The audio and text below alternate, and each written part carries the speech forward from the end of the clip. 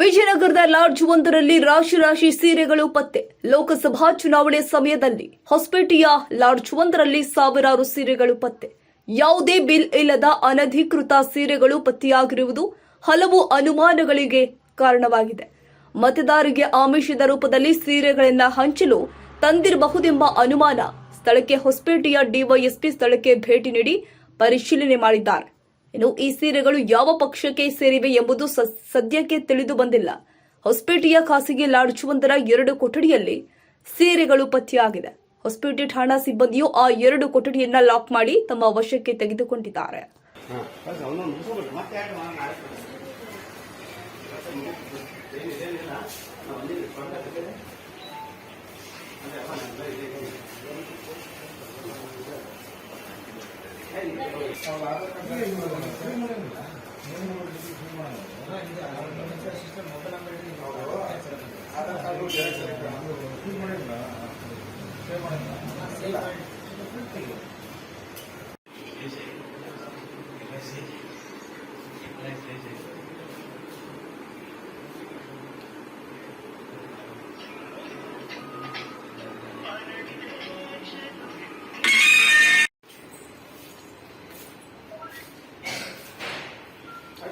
ಬರೀ ಇದು ಯಾರಿಗೂ ಹೇಳಿ ತೋಡು ಅವ್ರು ನಮ್ಮ ಸ್ಟಾಪ್ ಬಂದು ತೋಡು ಬದ್ದ ಇಡೋಣ ಆ ರೂಮ್ಗೆ ಇಡೋಣ ಲಾಕ್ ಹಾಕೊಂಡು ನಮ್ಮ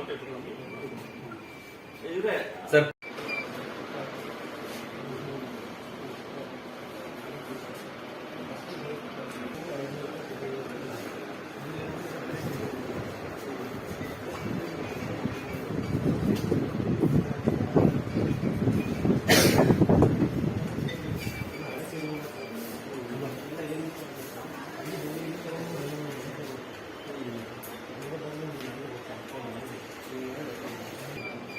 ಅದ್ರ ಜೋಡಿ